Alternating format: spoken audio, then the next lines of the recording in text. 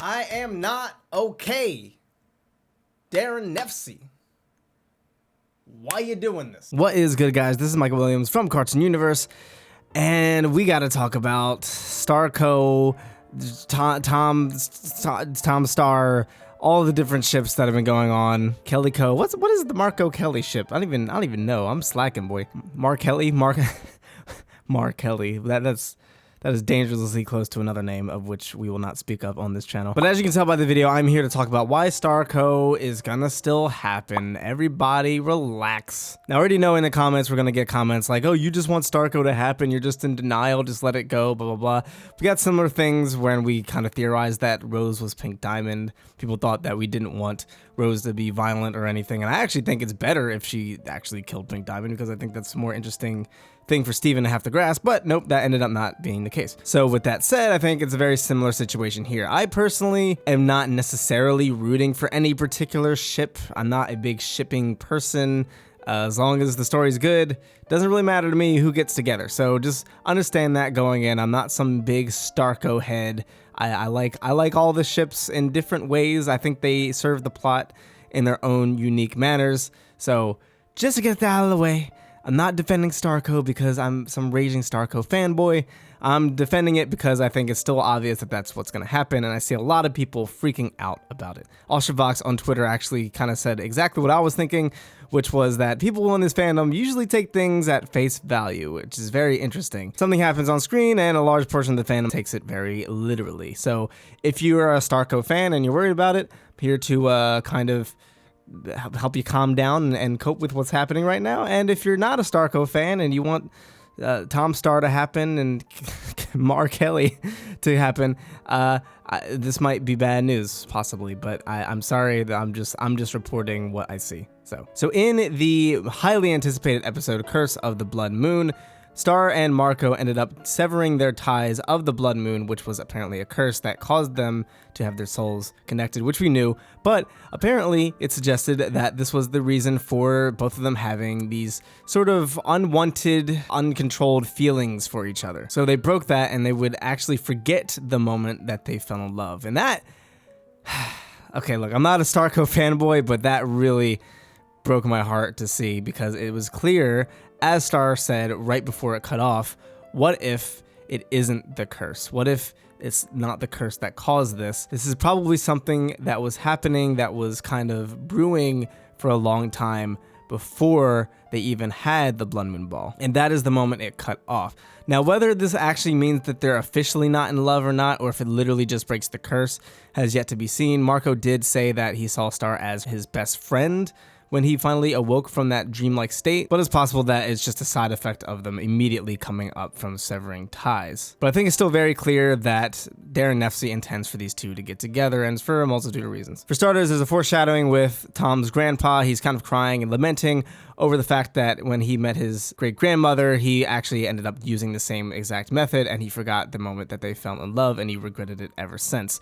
So a huge foreshadowing, very foreboding. Not only that, but it seems like there is a picture of Tom's grandfather with who we could presume to be his grandmother or great-grandmother. Was that his great-grandpa? Whatever. Anyway, he ripped out her face, which is pretty crazy. Obviously, there was a lot of bad blood between those two, but this could possibly symbolize that there's going to be some sort of falling out between Star and Marco at some point towards the season, maybe the mid-season finale, before things kind of get better towards the end, and they probably will end up getting together despite this falling out. And this further ties into the theory that Marco is going to end up being a villain because he's still got that monster tentacle within him, and there's a lot of foreshadowing suggesting that Toffee wanted to use him as someone for the army of monsters. But now that the monsters are actually kind of the good guys, quote unquote, so to speak, it's hard to say exactly how that relationship will tie in, but definitely interesting nonetheless. And this whole tone of this episode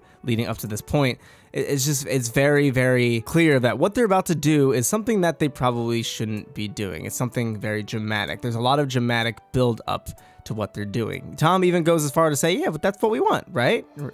Right? Like, even Tom's demeanor, he's just very, very nervous and insecure with himself. Again, leading us to suspect that it's pretty clear that Star and Marco are actually meant to each other. Just the entire tone of the episode. The other huge giveaway is exactly right before it cuts off, Star does mention that it may not have been the curse that was causing these feelings. They even said that they really enjoyed what was happening. They were comfortable with this. They liked this. You could just say, oh, it's just the curse of the blood moon. But from a writing standpoint, there's no reason why the writers would make her say that if there wasn't actually something to it. So clearly we're not done with this arc, especially since it would be such a huge throwaway for them to just kind of get over the curse and then the blood moon meant nothing. There's absolutely no way that the blood moon meant nothing. They just kind of over willy-nilly like that in one episode.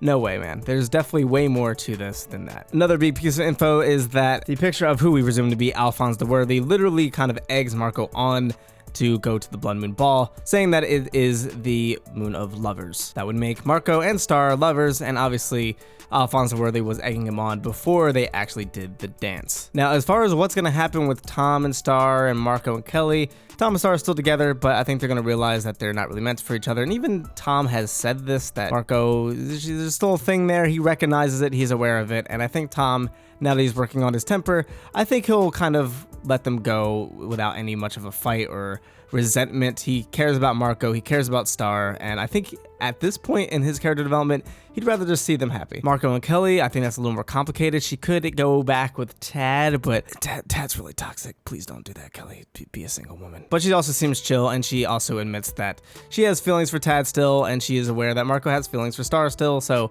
it might not even be an issue if they end up getting together. But just overall, just this entire arc of Star and Marco, the blood moon, the kiss in the photo booth, which turned Marco's cheeks into the moon cheeks, the blood moon in Marco's dream, the fact that the blood moon's just been referenced this whole time, the entire all-seeing eye arc with Jackie, Marco leaving Jackie to go visit Star because he misses her. There's just way too much riding on this arc, and I think it's going to be much more significant than just, hey, we could just undo this with this magical rock thing. Okay, great. There's just no way they're going to do that. They're clearly setting something up here, and I think that is especially evident with Star's last line of what if this isn't the curse right before it cuts off. So there you have it. We'll have to just wait and see, but I think it's still very clear Starco is the end game. It's just going to take some time to actually get there. But what do you guys think? Are you happy Starco's ending for now? Are you rooting for Starco, not rooting for Starco? And regardless, do you think Starco is going to end up coming back eventually? It totally is. Let us know what you think in the comments down below. If you're new here, be sure to subscribe, hit that notification bell for more Star vs. Force of Evil theories and cartoon goodness. And if you enjoyed this video, be sure to leave it a like. Thank you guys so much for tuning in. I've been Michael Williams. You've been watching Cartoon Universe, and we'll see you in the next video. Peace.